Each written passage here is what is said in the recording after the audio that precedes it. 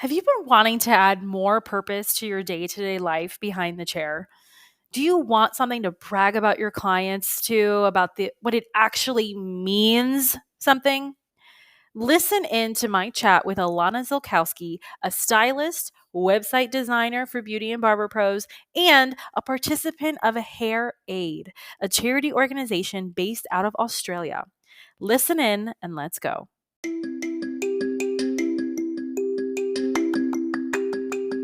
Are you a beauty or barber pro looking for that push to do that thing you've always wanted to do, whether it's in or out of the salon, spa, or shop? Are you tired of not feeling good enough, smart enough, skilled enough? Are you tired of not getting a handle on your mental health, boundaries, and insecurities? I'm Christine Sherwood, the BeautyPro coach, an internationally certified coach, a salon and spa owner, and your personal Jiminy Cricket. I use my own experiences, good and bad, as a salon owner to help you be more self-aware, authentic, and forward-thinking in your approach to life, in and out of the salon. It's time to reach your version of success with the BeautyPro Coach podcast.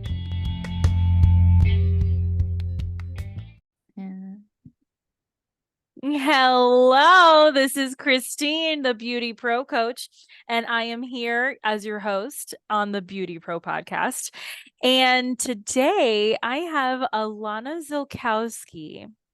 And what she is going to be sharing with us is probably something you're not even expecting, like not even close. So I'm very excited for her to just share who she is, what she does, and this amazing surprise. Hello, Allannah. Hello. So Thank you so much for having me. Thank you for agreeing to come on here. We actually met through Threads. Do you even go on Threads anymore? No, I don't think so. I think I was like hard into it for 4 days and I was just like, I'm overwhelmed. Yeah. I haven't been on it. I keep getting like notices on it. And I'm like, yeah, I'll come back to that later. And it doesn't happen. But I'm not giving up. But it's more like a time waster, I think, right? I don't need another thing on my to-do list, honestly. Okay, so tell everybody who you are, because I'm excited for everybody to know. Okay, so, well, hello, I am Alannah. I am a hairstylist. I'm a salon owner. I live all the way in Edmonton, Alberta, Canada, and I've been in the hair industry for over 15 years. Outside of the salon, I'm an amateur beekeeper. I'm a scuba diver. I'm a rescue dog mom, plant lover, and world traveler. About 2 years ago, I started Breeze Web Designs, doing web design and maintenance and updating specifically for hair salons and hairstylists so that I could start pulling back from behind the chair and have an ability to earn an income working remotely. So I am able to volunteer more with HairAird, which is what I am here to talk about today. Oh my gosh, so many good things. I love the beekeeper part. After our recording, I am actually going to get some local honey for my beagle baby. He's having like severe like allergy attacks. So that's so great. I love that you're a rescue dog mom. I just love all the things. Okay. Really quickly, we're going to talk about HairAird in just a minute. But maybe you get this question a lot too, where a lot of people will slide into my DMs and they'll be like, Christine, you're a coach. Let me tell you what I need help with. I need help with getting more clients, and I need, so my social media game needs to be good, and tell me what to do. And I'm always like, well, XYZ. But here you are, and you're like, I build websites. So how did that even happen? Like, I mean, I heard you say it before, you wanted to have a second income, but like, why online? Like, why Breeze? Why? So I was in Costa Rica 2 years ago, January 2021, and COVID kind of started peaking again in Canada. clients were canceling. So we actually extended our trip for 2 more weeks because I had no clients to go home to. Everyone was sick again. Yeah. And I was just like, man, like this is the life. Like this is what I would love to do. I had 2 friends on vacation and my husband with me. And my 2 friends are very fortunate to work remotely. So they're just like whipping out their laptop, hanging by the pool, working for a couple hours, then we go for lunch.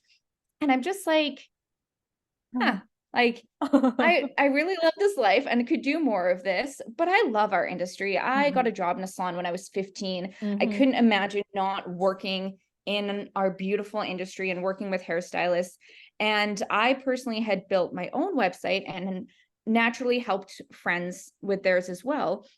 And what I was finding is that social media can be exhausting, the Instagram, the Facebook, the groups and everything like that.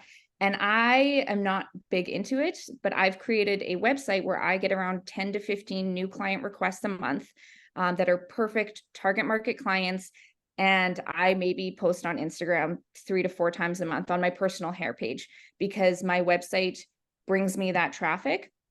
So I was helping friends with that. And at one point in time, my best friend, who's also a salon owner, was at my house with a bottle of wine. I'm showing her how to make a website.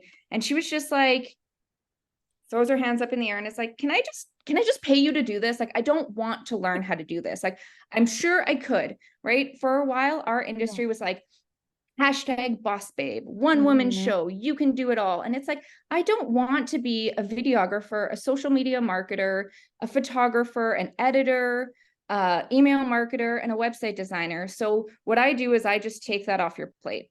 I do that for people. I update their website monthly, all those things. And it's beautiful and I love it. And I love the direction that my career is going that way. I love that. I might be messaging you for some website updates, like just FYI BTW. But anyway, I love that you love that because my background is, I went to university. I do have a couple degrees. One is PR, it's strategy, it's a form of marketing, and it can be fun, especially as a creative. You can just like move things around and just, it's all about aesthetic, Yeah. So tell me about, or talk to everybody about what has been, I guess, your biggest struggle up until this point, right? Because we all have a story. That was, you were on vacation and you noticed like, wait a second, something is not right. But let's dive a little deeper. Like, what's been your biggest struggle as a human being? I thought, well, just finding that balance, I think, in work life. And like I said, I got a job in a salon when I was 15. I absolutely love our industry. And I also love traveling. And we try not to talk about the COVID thing, but I know. within the space of a couple of weeks when everything got shut down, my 2 things that I defined myself by, which is like a hairstylist, a salon owner, and a traveler, got removed. So I went through a bit of an identity crisis of like, who am I if I am not a hairstylist and I can't travel? What do I still enjoy? How do I define my life? And really came out of it being like, I still love our industry. I still love what I do, but there needs to be a more cognitive balance so we don't define ourselves by those things. And I've seen it in friends in the industry who say maybe develop an allergy or break their wrist, and you have this like, who am I if I can't be a salon owner or things like that, and really making sure that you have like a beautiful, well-balanced life outside of the salon. Yeah, I totally hear that. I remember when I was going through my crisis, and every so often, I don't know if this happens to you, but every so often I kind of like find myself back there, like, what am I doing? Oh, I got it. I'm doing this. Oh, okay. And it like takes me like maybe a day or a couple hours to kind of get out of that. So what about, tell everybody what you're here for. What is HairAird? So, and you know what, HairAird was one of those beautiful things that came to me, and like talking about finding your why in life, right? Yeah. It's why you're here, what fills you up, what really makes you feel like your skills and what you're doing is making a difference. Mm. And not that behind the chair isn't like this, but HairAird has just been such a phenomenal thing in my life. So for anyone who doesn't know what HairAird is an Australian charity that has been around for about 12 years, and they have international volunteer projects in Indonesia, Philippines, Cambodia, Thailand, and recently they just added Guatemala. And it is teaching women basic haircutting skills so that they have the ability to earn an income and support their family. Oh my God, I literally have goosebumps right now. Like it hurts. Okay, so HairAird, it's out of Australia. Are these I mean, of course they have to be, right? Professional stylists who are just doing this out of the goodness of their heart. They're going to these countries and they're teaching the locals to cut hair. Yeah.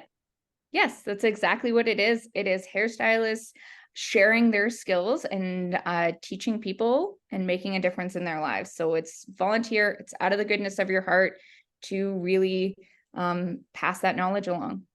Okay, so how did you discover these people? What have you done? What are you going to continue to do? Like, just tell us everything. So I found out about HairAird about 6 years ago. One of my heroes, hair people is Tabatha Coffey. We all know and love her. I love her. I know. I grew up binge watching Tabatha Salon Takeover and like really like formed me as a hairstylist. She's phenomenal. Yes. And Yes, I so love she her. yeah, so she volunteered. Hopefully she'll get on the podcast. Tabatha, Right? please. Please. Okay, continue. So she volunteered with HairAird in a Cambodia trip 6 or 7 years ago, posted about it on her Facebook. And I was like, hold up, what is this amazing charity? Yeah. Started following HairAird and learned what it was about, learned what it stood for and what it does, and started looking at when there was going to be a project that I could volunteer and travel to that lined up with my schedule. Oh my goodness. And that fits you completely because you are a traveler and this is part of like who you are. And it's hair. Oh my God, that's so cool. Okay, so you've only gone to Indonesia, or have you been to the other countries too? So I've been to the Philippines, and I've been to the Philippines twice volunteering with HairAird.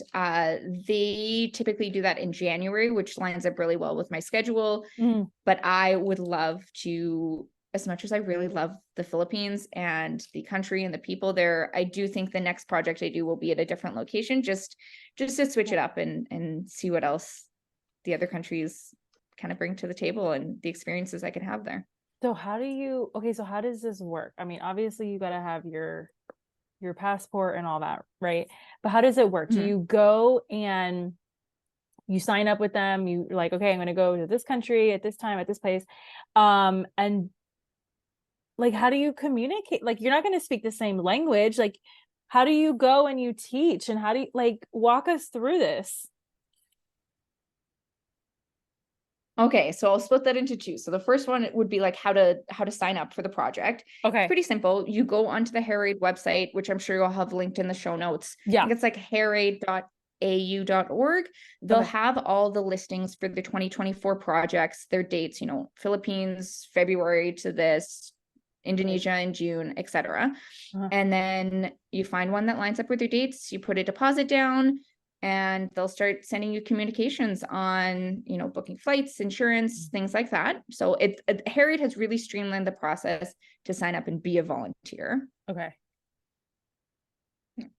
Okay. And then when you get there, then what happens? Like how you just like, so when you get there, you show up and you're like, hey, these are my scissors. This is my comb. Look, we're just going to cut. Like, how do you do this? Like, how does this work? I mean, literally. So it's a week-long volunteer project. On the first day, what happens is everyone from around the world, I was the only Canadian, there was people from the States, a lot of people from Australia, England, Sweden. First day, you get the kits put together. So everything from HairAird is donated. So You create a kit for the trainees. So at the end of the week, when they've successfully completed the training program, which isn't a given, they do have to show some proficiencies in the hair cutting. They will get a business in a bag, which is a pencil case with a pair of scissors, 4 clips, and a comb. And we call that a business in the bag because at the end of that, they can start making money with that kit. Oh my God, that is so cool.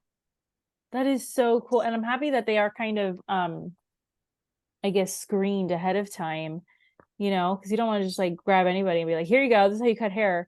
They actually show some kind of interest before you guys get there.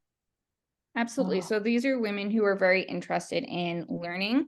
Mhm. And so then day 1, putting the kits together. Day 2, you're on location training. Morning, you meet the trainees. You show them how to greet a client, how to do a consultation, how to cape the client, and how to do a basic 4 sections. And then in the afternoon, you're showing them how to hold a pair of scissors, how to cut, how to sanitize and take care of their scissors, and then how to do a 1-length haircut. So at the end of the first day, they have done a blunt 1-line haircut, a blunt line, 1-line haircut on a live model. Oh my God. Okay. Do they have any follow-up afterwards? Like, do they have their own cosmetology schools in these countries, or is this just like a one and done kind of thing? So all of the countries that we go to do have formal like cosmetology programs to work Okay. in salons with licensing and Okay. things like that. That's not what we're doing here. We're teaching very basic haircutting Mhm. skills for people who live in like base level poverty so that they Okay. can cut their neighbor's hair, become their community's hair cutter, Okay. things like that. And there are some superstars in the program who just, you know, the people who just they Mhm. pick it up and they're just Mhm. rock stars. And Harry does have connections to help those people get, say, scholarships to go into hair schools, get jobs in salons and things like that. Oh my God, that's so cool. Okay, so describe how your life changed just by doing this, because you first find out about something like this and you're like, "Oh yeah, that would be so cool to do," right? And then you go out and you do it and you come back changed, right? Like Mhm. there's no way that you go to these places and you don't come back changed. So what was that change for you? Like, who were you before, and then who are you now that you've done it a couple times? I think the main difference is just a humbling and a perspective on your life. Mm, So, you know, you stop feeling so sorry for yourself and you mhm. get a new appreciation for your life and what we have. Not to say that, you know, we haven't gone through struggles Yeah. and things like that, but for myself, I wake up in the morning, I have a roof over my head, I have food in my stomach, I have running water and electricity, and that's a privilege that our trainees don't have. Mhm. So the perspective on that, and then the appreciation for the skills that we have. Mm. You can quite literally in a week travel to the other side of the world, share your skills and knowledge, and change people's lives. And that just the love that I have for our industry just grew so much more, and the impact that we can have. It's just beautiful. Oh my God, that's really cool. Yeah, for sure. Do you feel like before you went, you thought, okay, did you feel like you thought like, wow, I am gonna go and I'm gonna dedicate my time to this and it's gonna be so awesome and I'm gonna be great. And then, or did you go out like, I don't know what to expect. Like this is gonna be crazy. You know, like kind of a little bit of both. I went in being like, this is Okay. going to be fun. This is going to be a cool experience and everything. And then I came back and was like, wow, like that. I don't know what I expected, but that wasn't it. And it was just so much more. Yeah, that's so cool. I feel like I'm on like repeat because I am literally in shock. Like if you are listening right now, like my mouth is open the whole time. Like I have to remember to like shut it because I'm just like in awe of this. Like this is amazing. I can't wait to look this up and everything.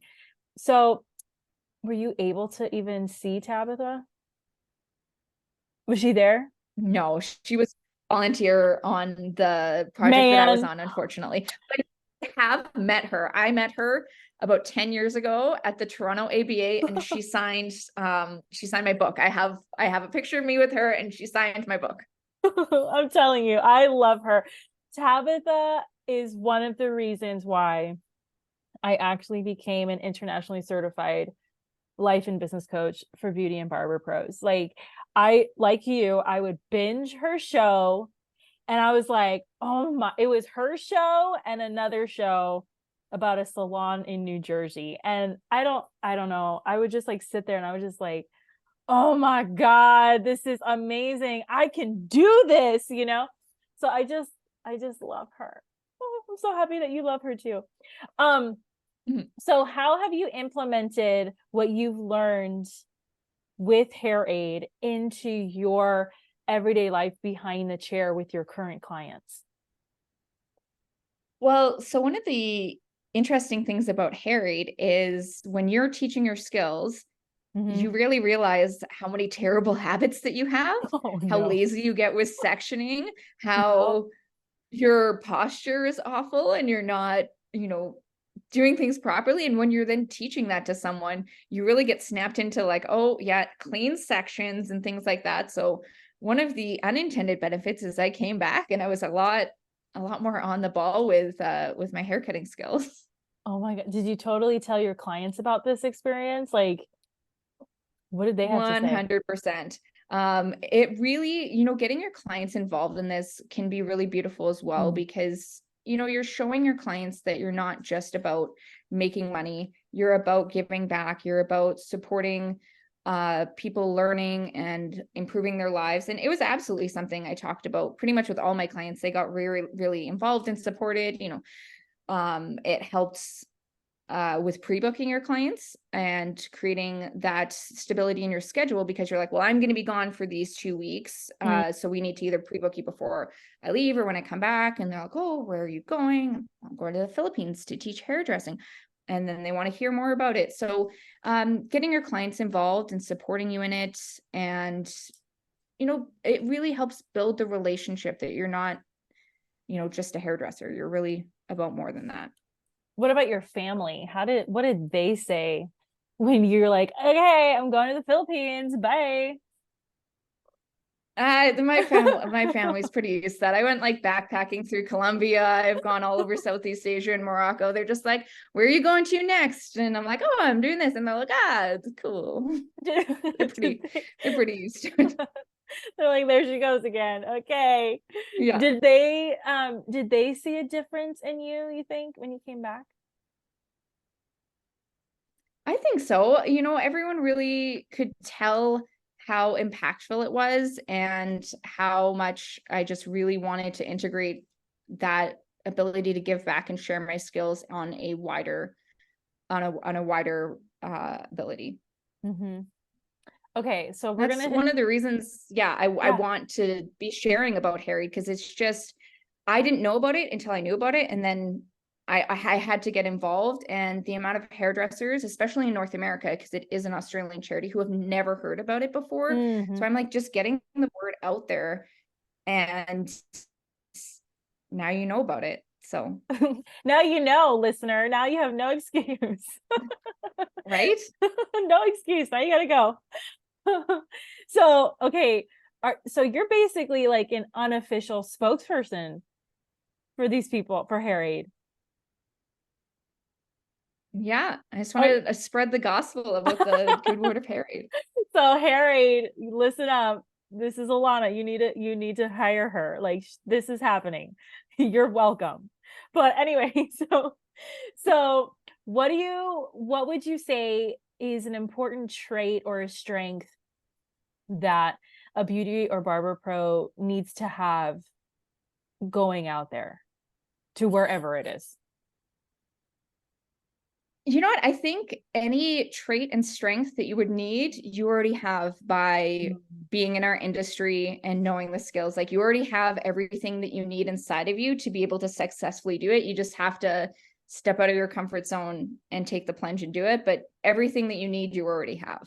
Oh, that was awesome. Okay, and then what about, shifting gears a little bit, what about for stylists who do want to learn how to create their own website, like what would you tell them? Because this is like a 2-in-1 podcast episode right now. So like a stylist who wants to do their own do their own website, what do they need to have to do that? Well, to make your own website, I mean, in my opinion, I don't think it's actually that hard to make your own website on Squarespace. My clientele is more people who are like, I'm sure I could figure this out on my own, but I don't want to. I want to go and work and make money behind the chair and then pay someone to do my website. But I think doing a website on your own is totally doable. It's just like anything in life. It's an exchange of time or money. Do you want to spend more time learning how to make a website and updating it monthly and all those things? Or would you rather have more time on your plate, but extend the money to have someone else do it? So there's always that balance. But for someone who wants to do it on their own, the number one thing that I think you need to be successful in having a website is to have professional branding pictures done. So to put that money out, to have a beautiful branding photo shoot done of you in your salon, working on clients, picking some color off of the shelf, washing a client's hair out, really clean, crisp, high quality pictures will elevate your website 100%. And it is basically a requirement to having a really well put together website is to have those branding pictures.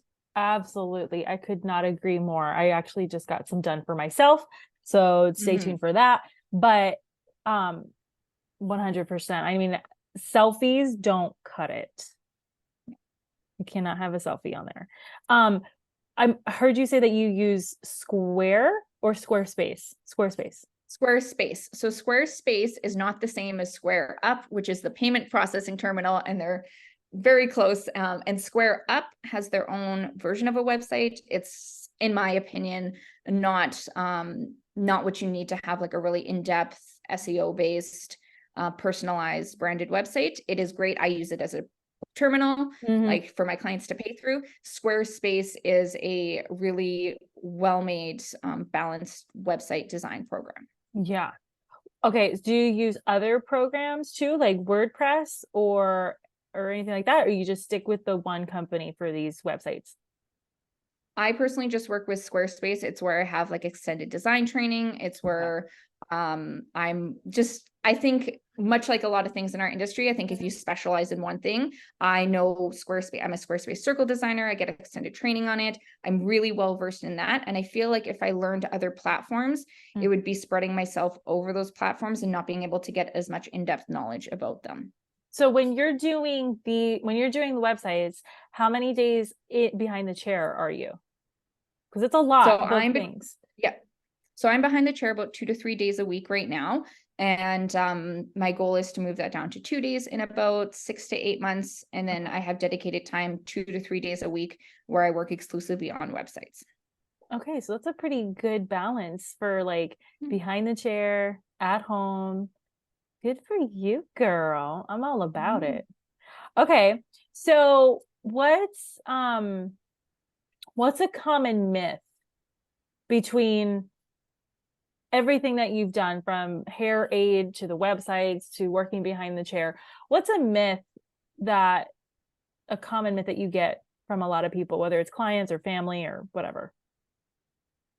I think there's two. One is passive income. Like there's no such thing as passive income. And I think that's become a buzzword lately of like, oh, how do I get this, or passive this and side hustle this? And it's like, nothing easy isn't done with a lot of hard work. And I think there's kind of this like, if it's too good to be true, get rich quick schemes, like it's not a real thing. So I think that would tie into just because someone makes it look easy doesn't mean it is easy. Yeah. And it doesn't mean that there wasn't 3 to 5 years and hundreds of hours of work behind the scenes for you to get that like one pretty social media picture where it looks like you've got it all together. There was a lot of work behind the scenes to get there that I think our friends and family don't see a lot of the time. Yeah, that's so true. That is so true. I am in total agreement with everything you just said, because I feel like our friends and family, they know I hate to say it this way, but like they know like the fun side of us, Mhm. but they don't really know like the business side of us. And when that side of us comes out, they're like, whoa, what? Like their head spins a little bit. And we're like, well, come on, Mhm. let's go. We got things to do, like we throw them off in a weird way. But yeah, the passive piece, it's not, there's a lot of work behind the easy stuff, just like you said. So what's the most nourishing part of doing these websites for other beauty pros? I love the success stories. I love hearing about clients who, they're emailing me being like, I need to change my prices on my website because my demand is so high. I love hearing about just the success that having a well-branded website that brings clients to you can provide for a hairstylist, especially because if you're doing that successfully, you can really Mhm. turn down your other marketing techniques. Like I said, social media is still really important. Mm. There's a place for it, but it's also good not to just rely on that, because what happens if Instagram goes down tomorrow and then never comes back? Or what happens if you're like Twitter and all of a sudden you go from being super popular to obsolete in 6 months? So um, it's a good security to have a website, but it is really fulfilling when I hear people who are getting new clients from their website and saying like, oh, you've really taken this off my plate and I don't have to think about it. And that's great. And you manage it for them, right? Is that what I heard you say Yeah. before? Yeah. Yeah. So how does this work? Like from an owner's perspective to even somebody who might want to do this themselves for their community. Like how does that work? Is it packaging? Is it per the hour? Like how does this yeah. So I have custom website design, which is like you Mhm. don't have a website at all. We build it from scratch. Mhm. A lot of my clients have websites that are just on other platforms that are outdated, need updating, need modernizing. So I can duplicate and update on Squarespace. But what most of my clients do, and my main service, is my white glove monthly maintenance service. Mhm. So for $67 a month, I take your website updating and maintenance off your plate. And once a month, I send you your Google Analytics, your SEO for review, and any prompts for updates. So you get access to me as your website designer for unlimited text, image, layout updates, and backend SEO and keyword updates. So basically, you have a website designer in your back pocket. Aw. When you Yeah. started in cosmetology school, going to make this your profession, did you have any idea, any clue that you would be where you are now when you first started? No, in no way. I've changed my path on the industry quite a few times, and people can. So when I got a job in a salon when I was 15, it was after I was a hair model on stage for one of the ABA shows, and I got my hair cut off on stage. And from like down like past collarbone into like this super cute mohawk on stage. And I was like, this is amazing. I need to be a part of it. So when I got into the industry, I did a lot of competition work. Mm. I was in the Contessas, in Nahas, allied beauty shows on stage, live cutting shows. That's where I thought I wanted to go, into that like session artist, stage artist. Then I moved into salon ownership, and after salon ownership, I'm still a salon owner. Mm. Once HairAird came into my life, that was what I pivoted to. So there's so many different paths you can take on this industry, but I definitely didn't think I would be here talking to you on a podcast. That's so awesome that I am part of your evolutionary experience. This is great. Thank you. Mm. But I love that. When I first started actively being in the salon, I was 15 as well, maybe a little younger. I don't remember. And I was sweeping floors in my mom's Mm. salon. And it's very interesting when we look back, we're like, no, I thought I was going to be like main stage all the time, every day. And now here I am going to these countries and doing this and that. Like that's how empowered do you feel just by this conversation about that alone? Like, absolutely. And I think it's so important sometimes. We're always like, goal setting and striving for more, to sometimes take a step back and be like, wow, like, look how far I've come.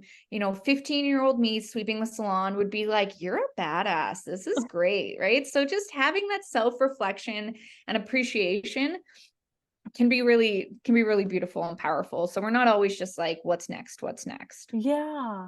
Yeah. Okay, so with this experience and working behind the chair and doing these competitions and all these that you were doing, what's something that you wish that family, friends, lawyers, doctors, whoever, what's something that you wish that they would learn about just people in general? Um, I think we're so customer service based that we have an appreciation and like a bit of a perspective on what people go through on a day-to-day or monthly, because we see our clients every, 6, 8, 12 weeks. And just a little bit more compassion that everyone's going through things in their life.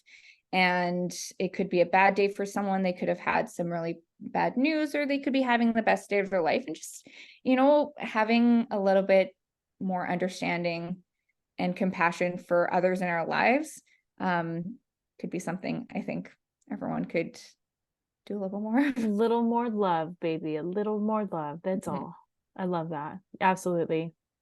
So we're getting close to the end of our time together. But what do you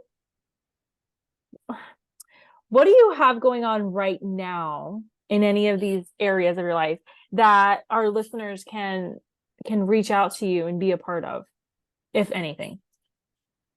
I think really just helping spread the word about HairAird. It's an Australian charity, so not a lot of North American exposure, and just spreading the word about the amazing things that this charity is doing so that more people know about it. They can get more volunteers and they can train more people and impact more lives. Just really helping to get the word out about it. Absolutely. Heck yeah. I'm going to tell everybody. Okay, so what's one question that I didn't ask that you wish I did, and how would you have answered? Oh, I think you kind of nailed it. You rocked it out of the park. You've asked all the questions. I think, if anyone has any holdups or any what ifs, and they're scared or they don't think they're able to do it, just get out of your comfort zone. And I don't think anyone has ever done a HairAird project that they've come back from and been like, meh, that didn't change my life. That wasn't impactful. I wish I hadn't done. Like, I think it would change your life, and it would change other people's, and you just gotta take the plunge and do it. Oh, I love that. Well, Alannah, I have thoroughly enjoyed our conversation today. I know anybody listening is going to, I mean, I feel empowered. I feel motivated. I feel like, yeah, I'm going to go out to the Philippines. Like, you know what I mean? Like, Yeah. I'm so excited. So thank you for coming on and sharing. I am putting these very important, life-changing, impactful links in the show notes today. Is there anything that you want to say just before we wrap up? Thank you so much for having me on here. I really appreciate it, and giving me the platform to be able to share to your audience about it. And I love what you're doing. I love how you empower hairstylists to really get out of their comfort zone and be better and do better and make beautiful lives for themselves. So thank you so much for having me on here. Oh my goodness, you are so welcome. Thank you for those words. All right, so this is Christine, the Beauty Pro coach here on the Beauty Pro podcast.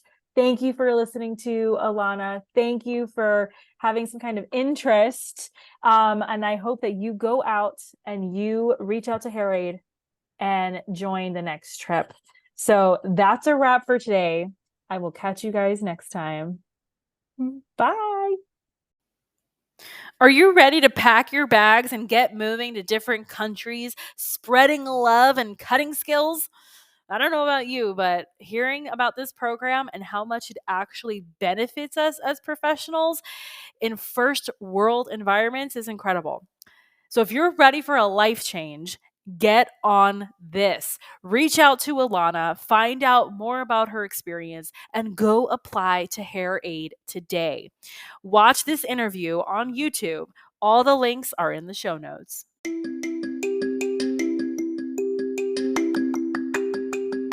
If you loved this episode, subscribe to the BeautyPro podcast on Spotify and Apple Podcasts so you never miss an episode. Don't forget to leave your reviews, stars, feedback so I can continue to bring the content you deserve and want most. Your feedback fuels this podcast. The more you give, the more you get back. You can follow me at The BeautyPro Coach on Instagram and Facebook. Want to contact me directly? Email me at befree@goldentruthcoaching.com.